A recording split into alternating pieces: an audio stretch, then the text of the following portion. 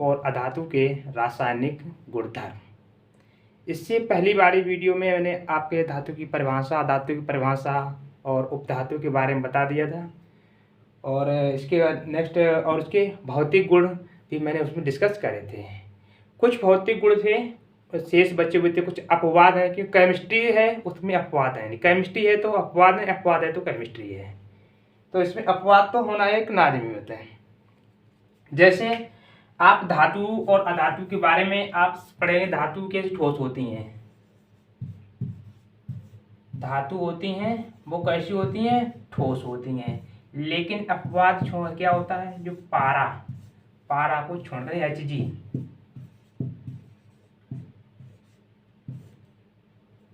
सभी धातुएं होती हैं वो ठोस होती हैं। लेकिन ये जो धातु होती है हमारी पारा, जिसका प्रतीक होता है Hg, ये पारा ऐसी धातु है जो द्रव अवस्था में होती है। किसी में होती है, द्रव अवस्था में, यानी लिक्विड फॉर्मेट में होती है। ओके, क्लियर है कि सभी धातुएं ठोस होती है लेकिन पारा को छोड़ करके। और सभी धातुओं के गलनांक जो होते हैं वो उच्च होते हैं। धातुओं के गलनांक जो होते हैं उच्च होते हैं, उच्च गलनांक। लेकिन सीजियम गैलियम को छोड़ करके, सीजियम एक ऐसी धातु है जो रूम टेम्परेचर पर भी हमारी किस फॉर्मेट में होती है, द्रव अवस्था में, मतलब द्रव अवस्था में होती है। लिक्विड बहुत आराम से कम तापमान मिल जाए वो पिघल जाती है। और इसके बाद सभी धातुएं कैसी होती हैं, ठोस होती हैं, उच्च गलनांक की होती है लेकिन पारा को छोड़ करके। और तीसरा अपवाद होता है कठोर और मजबूत। लेकिन एक धातु होती है लिथियम, जैसे आप लिखेंगे सभी धातुएं, उसके बाद हम आगे बात करेंगे, लेकिन पहले इसे देख लेते हैं कि सभी धातुएं कठोर होती हैं, कठोर मजबूत। लेकिन किसको, लिथियम को छोड़, लिथियम और पोटेशियम और सोडियम और के, ये धातु ऐसी हैं जिन्हें हम आसानी से चाकू से काट सकते हैं, आसानी से चाकू से काट सकते हैं। ये इतनी मुलायम धातु होती हैं, सॉफ्ट होती हैं। कहने का मतलब ये सॉफ्ट है।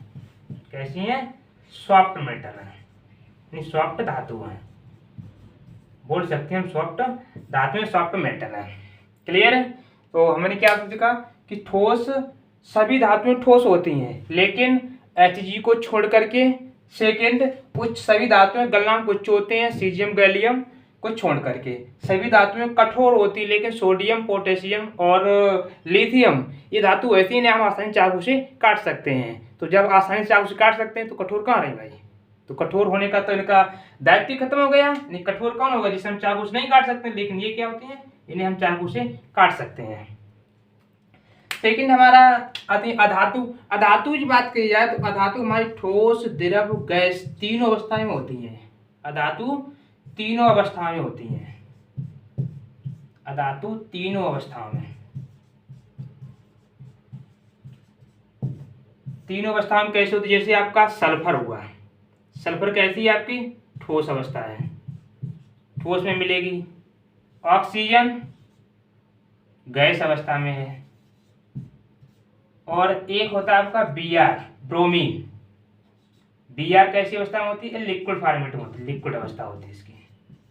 लिक्विड बोली तो आपको लिख सकते हैं आप द्रव अवस्था में होती है।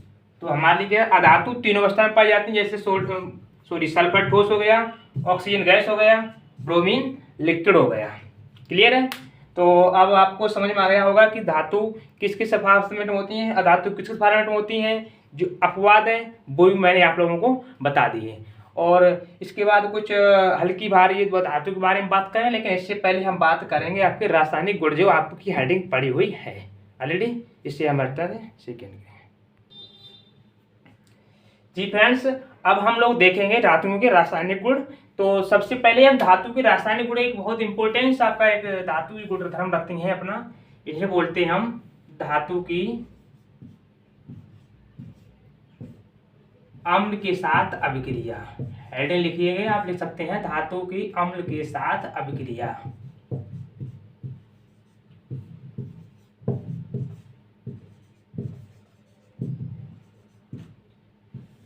इसमें क्या होता है, धातु की अम्ल के साथ, धातु अम्ल के साथ अभिक्रिया, धातु की ले लिखा सॉरी, धातु की अम्ल के साथ अभिक्रिया।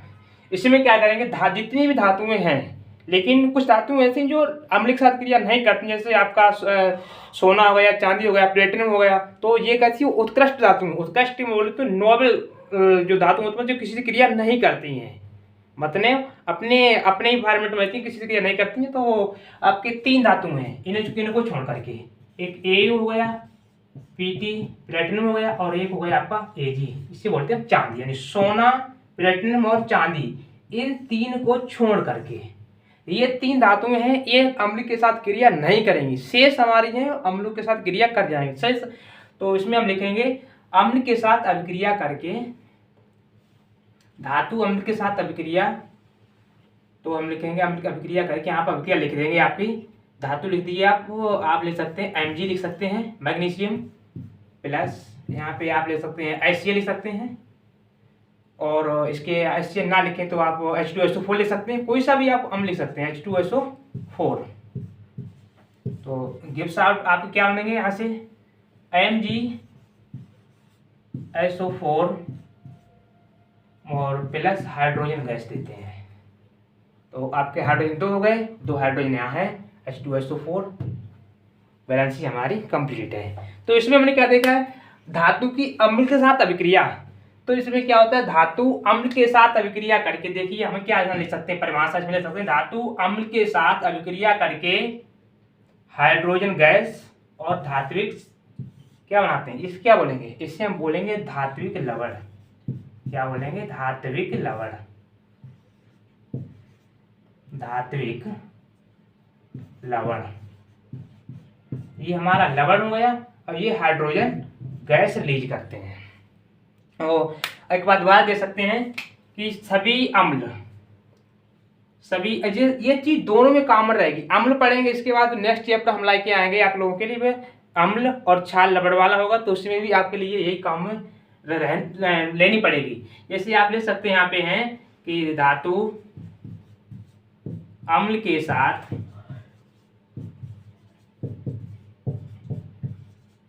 क्रिया करके या अभिक्रिया करके हाइड्रोजन गैस तथा धात्विक लवण देते हैं।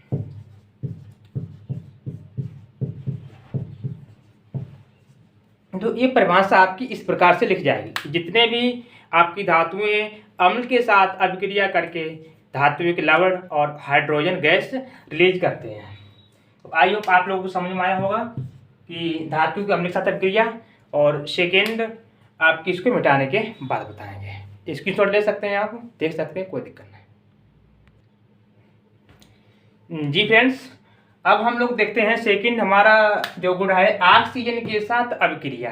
पहले हमने अम्ल के साथ अभिक्रिया कराई धातुओं की, अब हम धातु और अधातु दोनों की क्रिया कराएंगे ऑक्सीजन के साथ, और क्या क्या हमें प्रोडक्ट्स मिलेगा वो हम देखते हैं क्या। तो आप लिख सकते हैं इसमें, या धातु हो चाहे अधातु हो, चाहे धातु हो या अधातु हो, दोनों ऑक्सीजन के साथ आप लिखेंगे धातु व अधातु, अधातु ऑक्सीजन O2 के साथ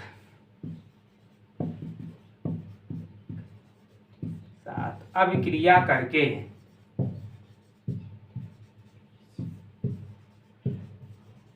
ऑक्साइड बनाते हैं। क्या बनाते हैं, ऑक्साइड। अब कैसे ऑक्साइड बनाते हैं, क्या लिखा है इसमें, ऑक्सीजन साथ अभिक्रिया। तो धातु व अधातु ऑक्सीजन के साथ अभिक्रिया करके ऑक्साइड बनाते हैं। अब कैसे बनाते हैं, कौन कौन से होते हैं, जैसे आप इसमें कोई एक धातु और कोई एक अधातु कोई भी ले सकते हैं, ऑक्सीजन आपको साथ रखना पड़ेगा, क्योंकि हमने क्या लिखा है, ऑक्सीजन के साथ अभिक्रिया।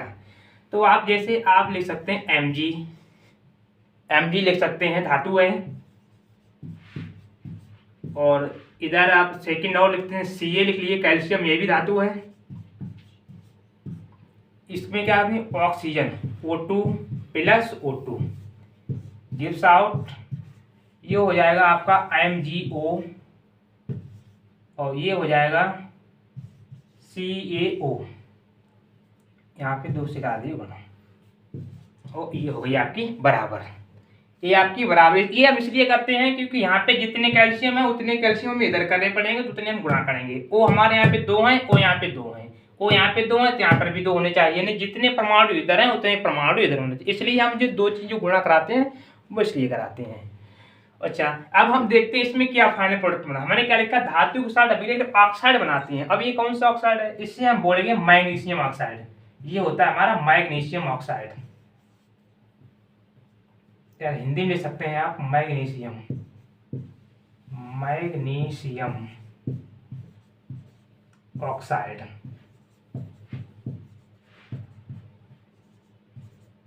और ये होता है हमारा कैल्शियम ऑक्साइड, इसे हम बोलते हैं कैल्शियम ऑक्साइड।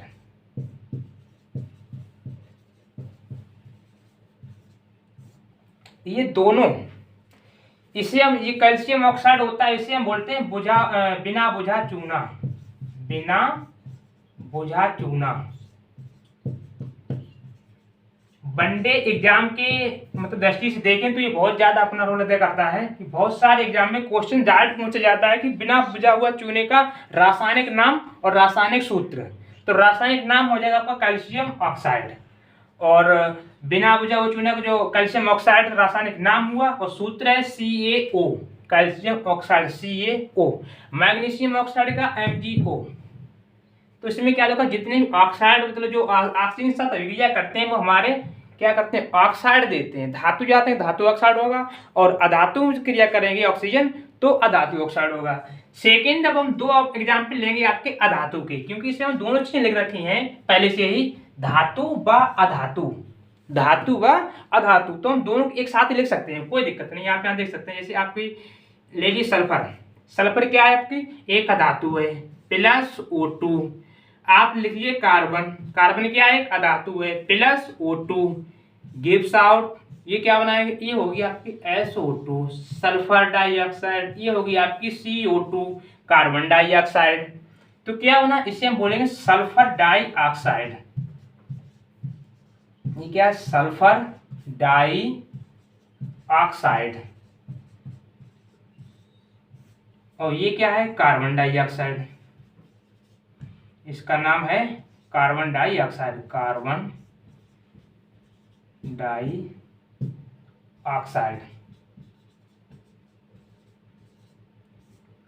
एक बार हम लोग दोबारा से रिवीजन करेंगे, देखिए रिवाइज करते हैं, थोड़ा कॉम्प्लिकेटेड समझने की कोशिश करें। और ये चीज नहीं, ये बहुत इंपॉर्टेंट है, इसके बारे में हम जब इसके जो कल वीडियो इसके हम लाएंगे धातु सॉरी अम्ल और क्षार लवण के, तब हम इसके बारे में और ज्यादा बेसिकली मतलब चर्चा करेंगे, किसने खोज किया, इसका काम क्या है, कहाँ कहाँ पे ये हमें मतलब हमारे जो प्रेजेंस है हमारे वातावरण में उसके हमें क्या साइड मतलब नुकसान है, क्या हमारे इसके फायदे हैं, वो इसके बारे में हम बात कल करेंगे।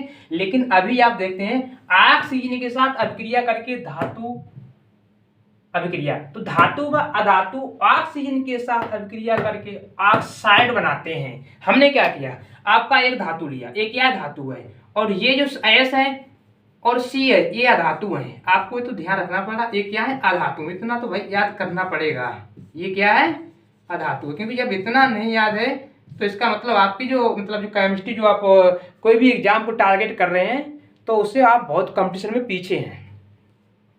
तो ये अधातु है, तो सल्फर ऑक्सीजन की क्रिया करेगा तो सल्फर डाइऑक्साइड, कार्बन जब ऑक्सीजन की क्रिया करेगा तो कार्बन डाइऑक्साइड। तो हमें क्या फाइनल प्रोडक्ट से क्या मिलेगा, जो हमने ऊपर लिख रखा है, क्योंकि धातु हो चाहे धातु हो, फाइनली जो प्रोडक्ट मिलेगा वो किसका मिलेगा, हमारे लिए ऑक्साइड के फॉर्मेट में मिलेगा। क्लियर है। तो इसके बाद हम सेकेंड सॉरी 2 है, तीसरा इसे मिटाने के बाद देखते हैं। एक बार आप देख सकते हैं दोबारा से। जी फ्रेंड्स, अब हम देखते हैं हाइड्रोजन के साथ अभिक्रिया। नेक्स्ट हमारा कोड आता है धातु और धातु के हाइड्रोजन के साथ अभिक्रिया। तो हाइड्रोजन के साथ अभिक्रिया करके धातु और धातु क्या बनाते हैं उसके बारे में हम बात करेंगे। तो आप समझ सकते हैं कि हाइड्रोजन के साथ चाहे धातु हो चाहे धातु हो, वो हमेशा क्या बनाएगा, हाइड्राइड बनाएगा, हाइड्राइड बनाएगा। जैसे आप ऑक्सीजन से याद रखते हैं ऑक्साइड, तो हाइड्रोजन के साथ से याद रखेंगे हाइड्राइड। क्लियर है? तो थोड़ा डिफरेंस है, हा से हाइड्रोजन, हा से हाइड्राइड, अ से ऑक्सीजन, अ से oxide, oxygen oxygen oxide, hydride hydrogen, hydrogen hydride, hydrogen hydride, oxygen oxide. Clear है? तो ऐसे ही हम मस्ती में पढ़ेंगे। तो लेकिन देखते हैं अब इसमें क्या अंतर होता है कि हाइड्रोजन के साथ अभिक्रिया करके क्या बनाते हैं। तो आप लिखते हैं धातु व अधातु, लिखेंगे आगे धातु व अधातु, मेटल नॉन मेटल, लिखेंगे धातु और अधातु, हाइड्रोजन। अब हाइड्रोजन को हाइड्रोजन नहीं लिखेंगे, H2 लिख देंगे, आप समझ जाएंगे कि हम क्या लिख रहे हैं। O2 लिख देंगे, आप समझ जाएंगे हम क्या लिखना चाहते हैं और लिखना क्या रहे हैं। तो हाइड्रोजन के साथ अभिक्रिया के साथ अभिक्रिया करके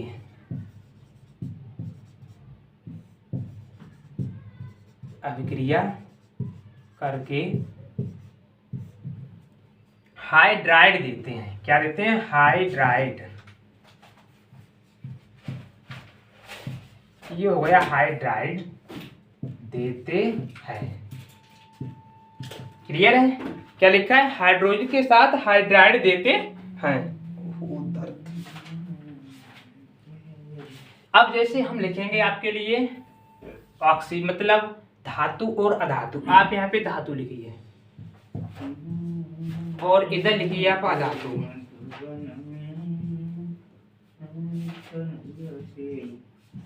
जिस प्रकार हमने वो पढ़े थे ऑक्सीजन के साथ, उसी हिसाब से हम इसी फॉर्मेटिव हम इनको भी पढ़ेंगे। अब आप लिखेंगे धातु, यहाँ पे क्या धातु कोई सी आप लिख दिए, आप लिख सकते हैं Na सोडियम, आप लिख सकते हैं के क्या होता है? पोटेशियम। ठीक है? और आप यहाँ पे हाइड्रोजन क्या लिखेंगे? Hydrogen H2 plus H2। हम हर एक मतलब एक दो डायरेक्शन लिखेंगे, दो डायरेक्शन लिखेंगे तो आपको ज़्यादा कुछ बेहतर चीज़ें समझ में आएगी और इससे हमें बैलेंस के भी बारे में नॉलेज हो जाएगी, क्या कितने की बैलेंस क्यों हम लिखते हैं। ठीक है? और बाकी बैलेंस के बारे में सेपरेट वीडियो बनाएंगे आपके लिए, बेसिकली बताते चलते हैं हम लोग। तो सोडियम के साथ बनाएंगे सोडियम हाइड्राइड NaH, यहाँ पे 2 हुआ तो यहाँ से 2 कर देंगे, इधर 2 करा देंगे। ऐसे आपके KH पोटेशियम हाइड्राइड, यहाँ पे 2 करा देंगे तो इसके यहाँ पे भी 2 करा देंगे। क्लियर है? और इसी प्रकार से आप अधातु लिखिए, अधातु आपका लिखिए आप nitrogen plus hydrogen gives out, आप इसे लिख दें यहाँ से नाइट्रोजन और हाइड्रोजन जब क्रिया करते हैं तो आपको एक मालूम होगा बहुत जम चीज मतलब जो बनती है सब, मतलब आप सब लोग परिचित हो, जिसका नाम है अमोनिया। क्या नाम है? अमोनिया। अमोनिया एक गैस होती है, NH3 फार्मूला होता है इसका, और यहाँ पे 2 2 3 6 3 करा दिए, यहाँ पे करा दिए 2। क्लियर है? और यहाँ पे कराइए आप 3। बैलेंसी हमारी क्लियर है। देखिए 2 2 3 6 2 3 6। ओके, ये होती अमोनिया। ये किसका फार्मूला होता है? ये होती है अमोनिया। अमोनिया का फार्मूला होता है। अमोनिया कहाँ कहाँ होती है तो इसके बारे में आपको फिलहाल ना मालूम तो आप समझ सकते हैं। जो हमारे जो सार्वजनिक शौचालय होते हैं उससे बाहर जो दुर्गंध आती है वो अमोनिया की वजह से आती है। और अमोनिया का उपयोग इंडस्ट्रियल एरिया में हम एक्सप्लोसिव के रूप में करते हैं और प्लस हम उर्वरक के रूप में इसका उद्योग मतलब उर्वरक उद्योग में इसका उपयोग किया जाता है। और ये क्या होता है आपका? सोडियम हाइड्राइड, इससे बोलेंगे सोडियम हाइड्राइड। नाम जरूर लिखिएगा, सोडियम हाइड्राइड हाइड्राइड। अब ये क्या होता है? ये होगा आपका पोटेशियम हाइड्राइड, पोटेशियम हाइड्राइड। क्या हो गया? हाइड्राइड। तो आप लिखिए क्या हो गया, हम बोलना क्या चाह रहे हैं यहाँ पे। एक बार दोबारा रिवीजन करते हैं। धातु व धातु हाइड्रोजन के साथ अभिक्रिया करके हाइड्राइड देते हैं। कैसे देते हैं? जैसे आपको मैंने धातु लिखा sodium plus hydrogen, sodium hydride, potassium plus hydrogen, potassium hydride, nitrogen plus hydrogen, ammonia. Ammonia ये किसका? नाइट्रोजन हाइड्राइड होता है। इसे मतलब आप कहोगे हाइड्राइड तो इसे अमोनिया बोलते हैं, लेकिन इसको हम मतलब इसका कॉमर्शियल नेम अमोनिया होता है, लेकिन इसे हम इसके हाथ से लिखते हैं तो इसे हम लिख सकते हैं नाइट्रोजन हाइड्राइड। इसे हम ऐसे प्रकार से लिख सकते हैं नाइट्रोजन हाइड्राइड। क्लियर है? तो इसे हम इस प्रकार से लिख सकते हैं, कोई दिक्कत नहीं है, क्योंकि हमें यहाँ पे हाइड्राइड देते हैं, क्योंकि ऑक्सीजन के सॉरी हाइड्रोजन के साथ अभिक्रिया करके हाइड्राइड देते हैं, जैसे सोडियम हाइड्राइड, पोटेशियम हाइड्राइड और नाइट्रोजन हाइड्राइड। क्लियर है? तो इसी के साथ सारे जितने भी गुण थे रिलेटिव के धातु और अधातु के रासायनिक गुण और भौतिक गुण जो भी मतलब आपके उपयोगी हैं आपके एग्जाम के लिए, वो हमने सारे करा दिए हैं। और शेष मतलब कोई भी छूट रहा हो तो आप कमेंट करके बता सकते हैं। और इसी के साथ अब क्लास एंड करेंगे, और इसके बाद आप नेक्स्ट वीडियो आपको आने वाला है अम्ल क्षार लवण के बारे में। हम कल बेशक ऐसा होता है क्योंकि थोड़ा सा लाइट प्रॉब्लम, रात में वीडियो शूट करना पड़ता है तो थोड़ा सी प्रॉब्लम हो सकती है, बट आप इसको केवल क्वालिटी को मैनेज करते रहिए, बाकी चीज में आपको कंटेंट वो देंगे, आपको एकदम यहीं से याद हो जाएगा। जो भी हमारे एक्सेप्शन बनते हैं कि केमिस्ट्री है तो अपवाद तो होते ही होते हैं, तो वो हम आपको एक्स्ट्रा क्लास लेके सारा अपवाद ही बता देंगे। तो इसी के साथ आप लोगों से एक थोड़ी सी रिक्वेस्ट लास्ट में, कि शुरुआत में तो मैंने कुछ कहा ही नहीं आपसे, लेकिन थोड़ा सा रिक्वेस्ट ये करेंगे ज़्यादा से ज़्यादा मेरे चैनल को सब्सक्राइब और लाइक शेयर कमेंट में कुछ ही प्रकार की कमी नहीं रहनी चाहिए। शेष हम लोग अपने काम को एकदम मतलब पूरी ईमानदारी से करते रहेंगे। तो सभी साथियों के लिए थैंक यू, जय हिंद, राधे राधे। और शायद हम तो रात में रहते हैं तो गुड नाइट, सुबह देखते हैं गुड मॉर्निंग, दोपहर में देखते हैं गुड आफ्टरनून, और सुबह में देखते हैं तो गुड मॉर्निंग, यानी जो भी है तो राधे राधे, सत श्री अकाल, जय हिंद।